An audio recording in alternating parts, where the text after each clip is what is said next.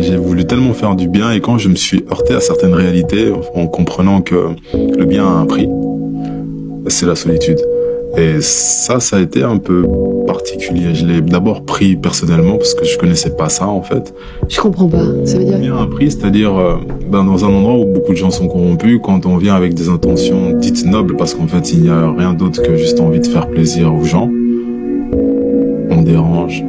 Et j'ai été surpris de déranger pour ça. J'ai été confronté à certaines réalités qui m'ont fait réfléchir, et je me suis dit ok, en fait déjà tu dois pas venir comme un colon, tu dois essayer de comprendre déjà les réalités des gens sans les juger déjà avant. Et c'est à ce moment-là que j'ai compris aussi ce que c'est que l'humilité, c'est de comprendre qu'il y a ce qu'on sait, il y a ce qu'on pense savoir, et puis il y a ce qu'on accepte qu'on ne sait pas et qu'il faut juste qu'on apprenne. Et c'est là où j'en suis aujourd'hui. Je travaille avec des jeunes qui essaient de faire leur société aussi. J'essaie de les aider, mais j'essaie avant tout de comprendre réellement les besoins des gens, pas ma vision à moi, parce que ma vision elle est biaisée. J'y suis plus, je ne vis plus, je ne connais plus la réalité du pays. Et même si je me mens, ça servira à rien en fait. Et je suis là, et c'est ce choc de juste me dire c'était pas plus simple que ce que je pensais, c'est-à-dire on vient, on aide et c'est tranquille. Non, tu peux venir aider, mais si tu ne connais pas les réalités du pays, ça sera du poison.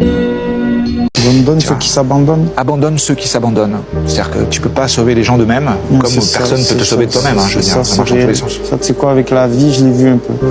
J'ai vu que si tu peux tout faire pour aider quelqu'un, ou que tout donner le meilleur de toi-même comme si c'était ton frère, et que si lui veut prendre ce chemin, il va le prendre sans que toi tu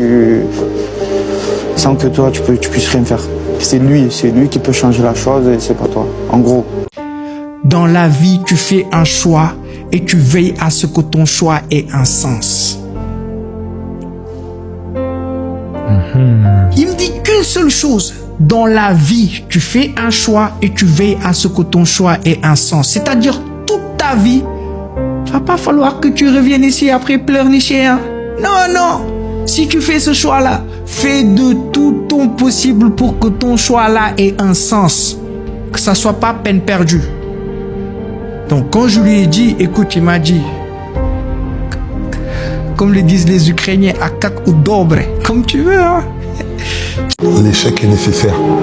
En vrai, j'ai l'impression que l'apprentissage, il peut être parfait que quand il est jalonné d'échecs ou alors de moments d'épreuves ou de contre-performance. Sinon, pour moi, tu peux pas avoir fini d'accomplir vraiment ton avènement. En fait, il faut que je sache comment on tombe pour mieux après boxer les gens. C'est ce que je te dis toujours. les pions ne font pas des rois. Mais que peuvent-ils être? Libres. Exact.